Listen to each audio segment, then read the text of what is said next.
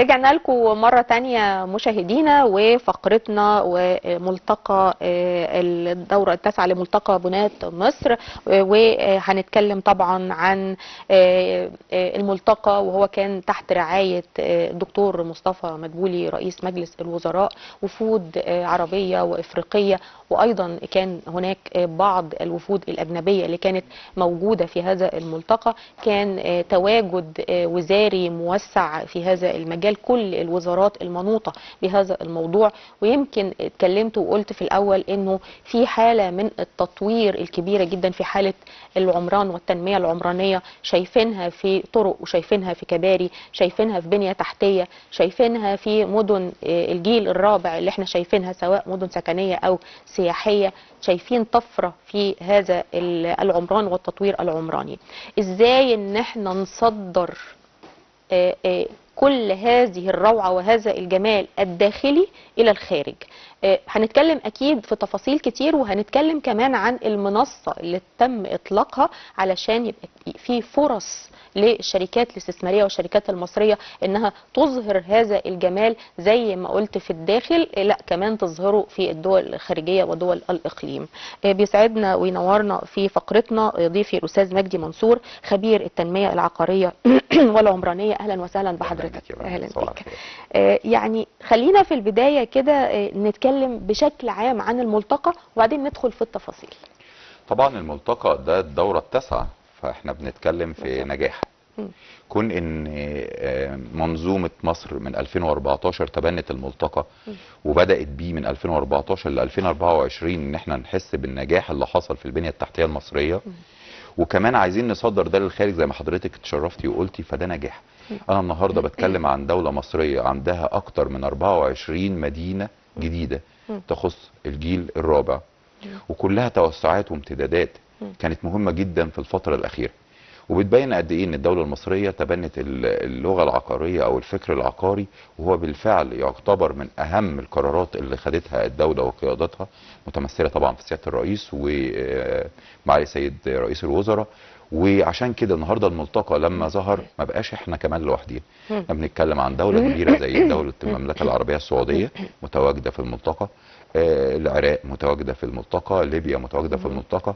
إعادة الأعمار هي من أهم النقط اللي النهارده بنتكلم إن الشركات المصرية اللي أثبتت نجاحها ناويين كمان نخليها تثبت نجاحها بره في دول عربية إخوة لينا زي ليبيا وزي العراق في إعادة الأعمار.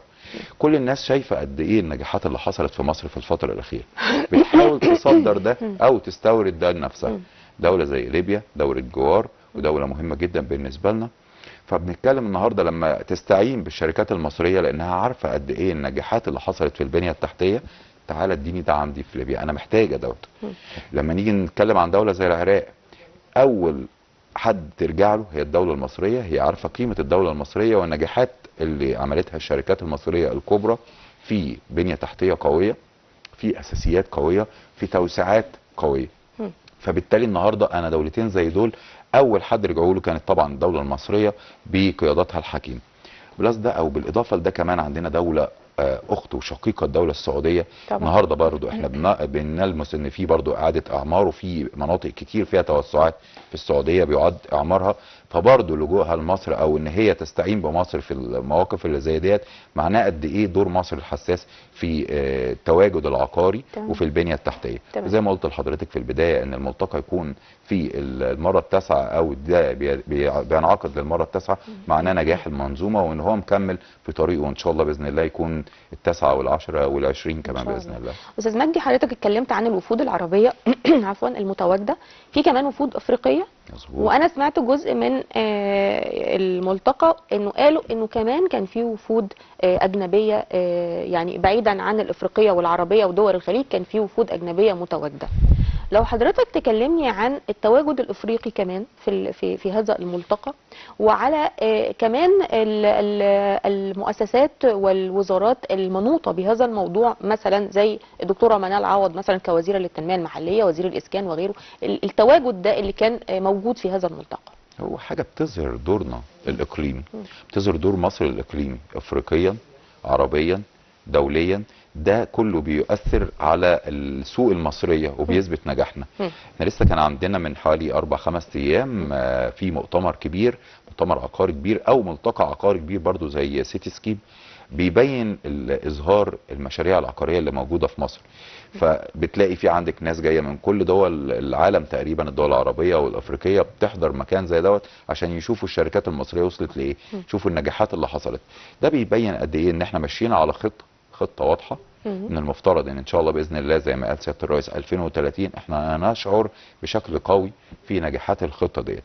فطبعا الدول الافريقيه لما تلاقي الدول العربيه بتستعين بمصر، فبالتالي طبعا هي كمان عندها اعاده اعمار، او في دول افريقيه كتير لازم تستعين بمصر في الموقف دوت. والدول الاوروبيه عارفه قيمه مصر في المنطقه بالكامل، فبرضه وجودها هو بياكد دوت، وده نجاح. احنا دايما بنقول ان اي موقف بيحصل من المواقف ديت بيثبت قد ايه ان احنا ماشيين في خطه، والخطه دي باذن الله تصل بينا الى الطريق الصحيح. لو احنا بنتكلم عن فرص الشركات المصريه في حالة التطوير والتطور العمراني اللي احنا شايفينه، ايه الفرص المتاحة ليهم في الفترة اللي جاية، خاصة في ظل ملتقى قوي زي ملتقى بناة مصر؟ يعني لو تقولي ايه الفرص اللي الشركات المصرية منتظراها في الفترة اللي جاية؟ يعني كتير طبعا كتير. لما نيجي نتكلم في دول زي مثلا ليبيا، ربنا يا رب ان شاء الله يجعلها من افضل الدول في الفتره اللي جايه، ونلاقي ان في مناطق كامله هيعاد تعميرها او تجديدها، فده دور اكيد هيكون للشركات المصريه دور فيه. طبعا ده كله بيكون ليه قواعد واساسيات الدوله المصريه بتحطها على اساس ان اللي هيقدم على اعاده اعمار مثلا دوله زي ليبيا يكون عنده القواعد اللي تقدر توصله لموقف زي دوت. العراق نفس الموضوع. ان شاء الله باذن الله باذن الله برضو يا رب ان شاء الله قريب نلاقي اعاده اعمار لفلسطين واللبنان. فان شاء الله باذن الله مصر دورها حيوي جدا في المواقف ديت. عندنا بنمتلك برضو شركات عقاريه محترمه، شركات عقاريه كبيره قدرت ان هي تثبت دوت في اماكن كتير. لما نتكلم عن العاصمه الاداريه بالنجاحات اللي حصلت في الابراج الايقونيه والاماكن اللي موجوده هناك، فده برضو يعتبر سبق في الدول العربيه وحاجه تعتبر بتنسب الى الشركات المصريه. لما نيجي نلاقي النهارده زي ما قلت لحضرتك مدن الجيل الرابع اللي اتفتحت، وقد ايه في نجاحات من شركات مصريه كبيره ان هي تجذب او تعمل تصدير العقار اللي كنا لسه بنتكلم عنه، واللي كان شريف بيه الشربيني بياكد على وجوده وان احنا ماشيين في الطريق الصحيح في النقطه ديت. فبرضو الشركات دي قدرت ان هي تنجح في ان هي تثبت نفسها.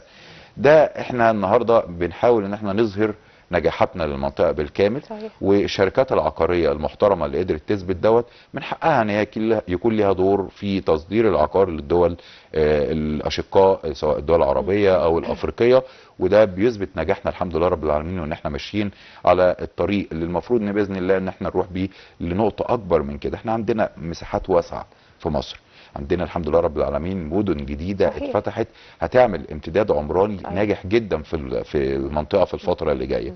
وده الحمد لله رب العالمين يعني احنا بنقول ان هو يعتبر من القرارات اللي كنا منتظرين ان هي تتاخد، وفي 2014 الرئيس الحمد لله لما خدها بجد اثبتت نجاحها. 10 سنين من النجاحات العقاريه الواسعه اللي المنطقه كلها حست بيها، واللي النهارده ملتقى زي دوت بيبين قد ايه ان الشركات في كل دول العالم بتبص وبتتجه لنفس النهج اللي خدته الدوله المصريه. اذا نقدر نقول انه واحده من الموضوعات اللي تم طرحها في هذا الملتقى وهو تصدير العقار. مظبوط.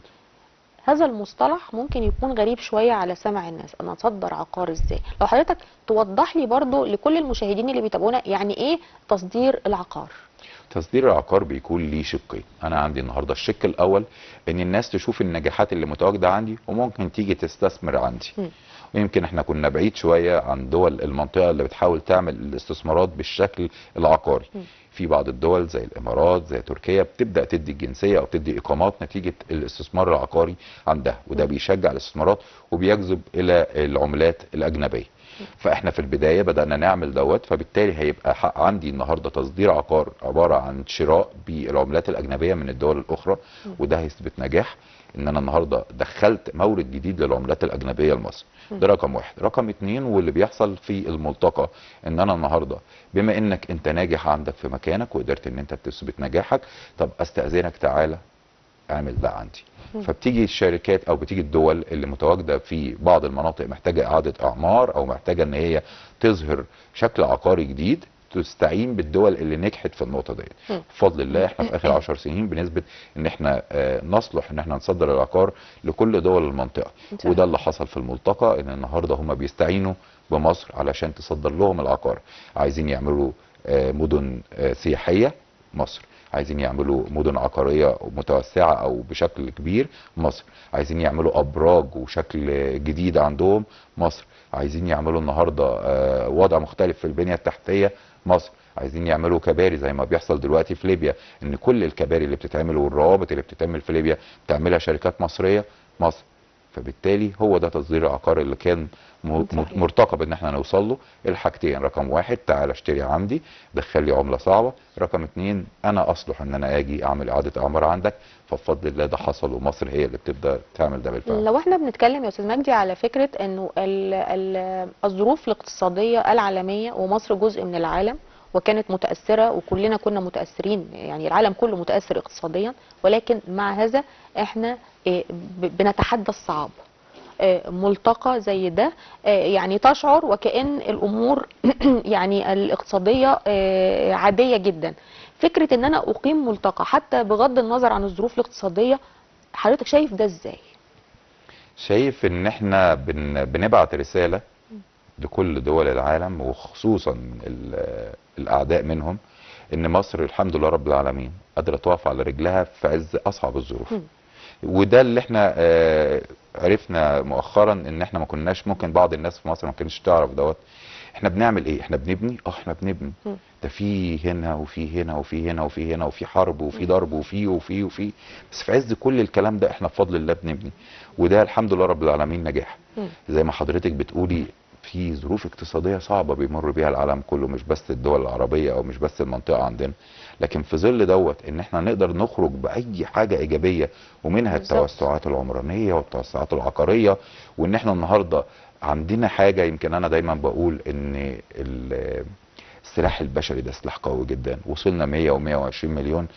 التوسعات دي ان شاء الله باذن الله توصلنا لعدد اكبر، ونقدر نستفيد من السلاح البشري والزياده السكانيه اللي ممكن تحدث، عمرها ما هتبقى مشكله. احنا كنا 5 مليون و10 مليون في سنه من السنين، وكان ده بيعمل لنا اكتفاء. والنهارده بقينا 100 مليون، والحمد لله برضو قادرين نقف على رجلنا وقادرين ان احنا ننجح. وهنزيد في قوه بشريه تثبت ان المصري بفضل الله باذن الله باذن الله هو اقوى دوله في المنطقه وفي الشرق الاوسط كمان ان شاء الله. في الملتقى تم طرح خريطة التنمية المستدامة. واحنا بنتكلم التنمية المستدامة 2030، هتلاقينا في كل المجالات دايما بنقول التنمية المستدامة 2030، خطة الدولة في 2030.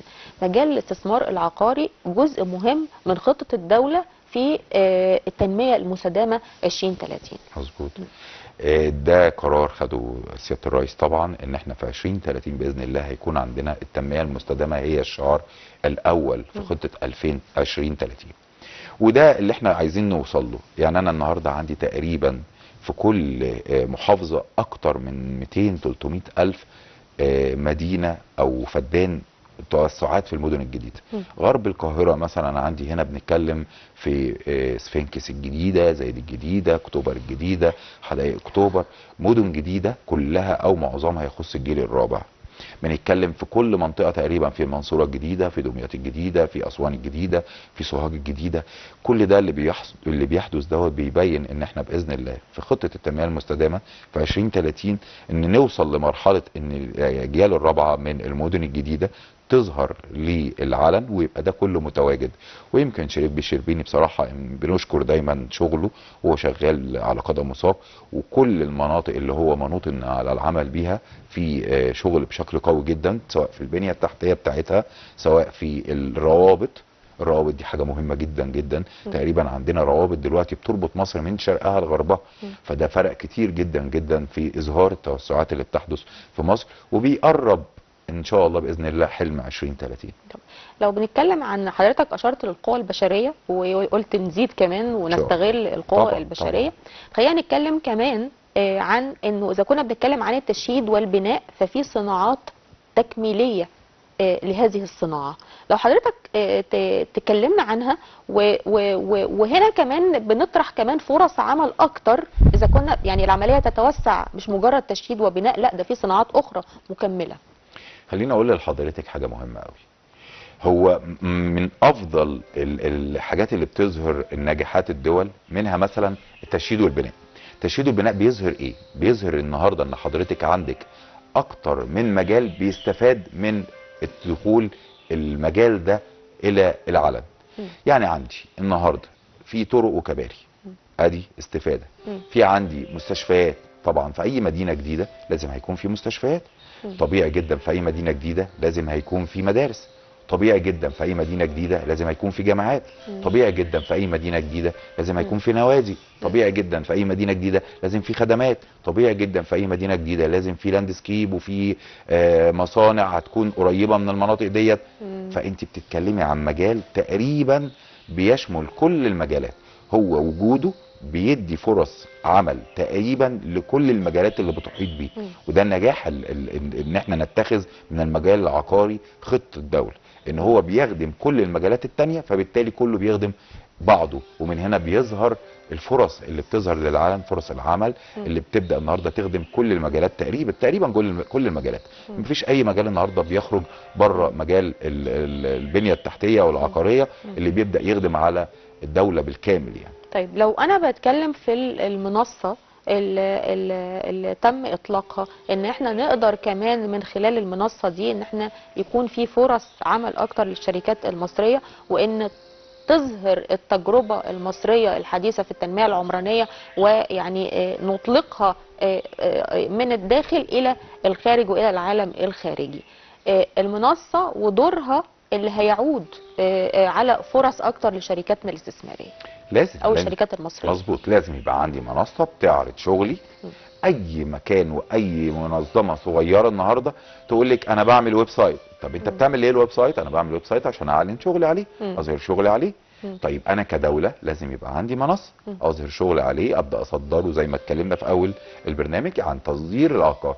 فانا ده هظهره ازاي؟ هظهره بمنصه بتظهر قدراتي العقاريه في البنيه التحتيه، في التنفيذ، انا عملت ايه، اظهرت ايه، علشان يبقى ده سهل النهارده في تصدير العقار. انا اعتقد ان المنصه اكتر حاجه هتفرق فيها هي تصدير العقار. طيب لو احنا بنتكلم في موضوعات اخرى تم طرحها في الملتقى، يعني اتكلمنا عن بعض منها، لكن لو حضرتك تلقي لي الضوء على حاجه احنا ما اتكلمناش فيها مثلا. لا مش ما اتكلمناش، احنا هنقول ان افضل الحاجات اللي ممكن نقول ان الملتقى اظهرها بالزبط. هي مدن الجيل الرابع. المدن اللي بدأت تبقى امتدادات لكل المدن القديمة اللي هي هتفرق معانا جدا في الفترة اللي جاية. هو يعتبر هو ده اللي احنا بنبني عليه الاساسيات. العاصمة الادارية هي امتداد لشرق القاهرة وبتزيد مثلا من التوسعات في شرق القاهرة. غرب القاهرة زي الجديدة، سفنكس الجديدة، اكتوبر الجديدة، هي توسعات في غرب القاهرة وبتزيد من الامتداد في غرب القاهرة. اعتقد ان مدن الجيل الرابع هي افضل الحاجات اللي اظهرها الملتقى. وطبعا اكيد ده لمسوا الساده الوفود اللي موجودين سواء من الدول العربيه او الافريقيه او الاوروبيه، ان هم يلاقوا معظم الاماكن اللي كانت مساحات فارغه جوه مصر بدات تبقى امتداد عمراني. ده نجاح. ولما كمان يلاقوا ان في فتره زمنيه سريعه بدا يحصل روابط ما بين المدن القديمه والمدن الجديده، فده برضه نجاح. طبعا. لما يجي يبص على البنيه التحتيه، يمكن احنا عدنا الكلام ده اكتر من مره، بس لانه هو الاساس وهو ثمره النجاح من وجود ملتقى. اعتقد ان الملتقى تقريبا كان المحور الرئيسي بتاعه هو اظهار النجاحات بتاعه المدن الجيل الرابع والبنيه التحتيه والروابط اللي حصلت ما بين المدن القديمه والمدن الجديده، والروابط السريعه ما بين شرق القاهره وغربها وما بين مصر سواء من اسوان لحد اسكندريه. اعتقد دلوقتي احنا في مخطط دلوقتي مثلا زي القطار السريع. القطار السريع ده هيبقى نقله وهيربط مصر بشكل سريع جدا. طبعا. بنتكلم عن المونوريل. المونوريل برضو من ضمن النقلات اللي باذن الله احنا هنشعر بيها باذن الله في الفتره اللي جايه. بنتكلم عن روابط اقليميه، محور اوسطي، دائري اقليمي.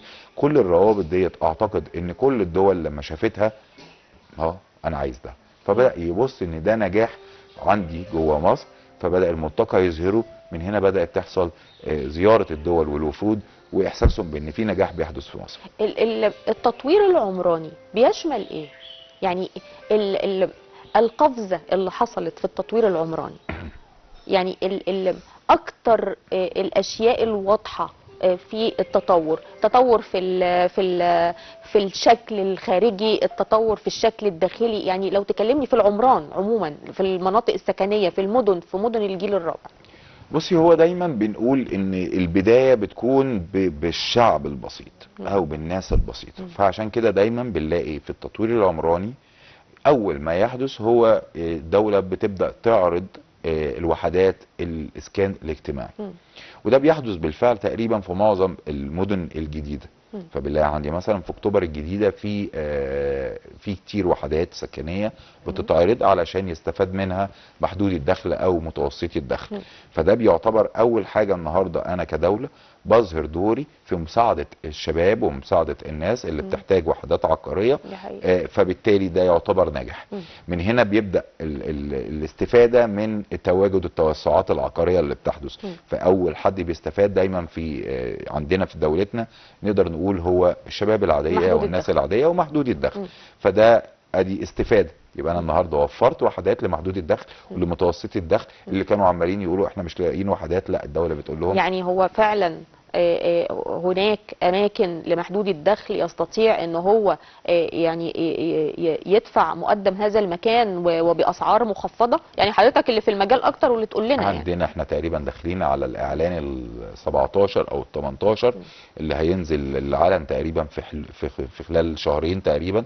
ده متوسطي الدخل ومحدود الدخل وهيبدا ينزل وهو متواجد في المدن الجديده. احنا كان عندنا مشكله، بقول ان احنا ما قبل 2014 كان الزخم والازدحام اللي داخل المدن القديمه كان وصل ذروته، وتقريبا ما عندناش اي مكان للتوسع تاني. يعني لما نيجي نتكلم قرار زي ايقاف المباني اللي حدث تقريبا، ونقدر نقول النهارده الامور بدات تفك شويه بالزبط. بس حتى وهي بتفك شويه بتفك بمعايير. طبعا. الله ينور على حضرتك. فبالتالي النهارده كان عندي ايقاف المباني، ده كان قرار صائب ان انا وجهت تقريبا 99% من شركات العقارات ان هي توصل للمدن الجديده.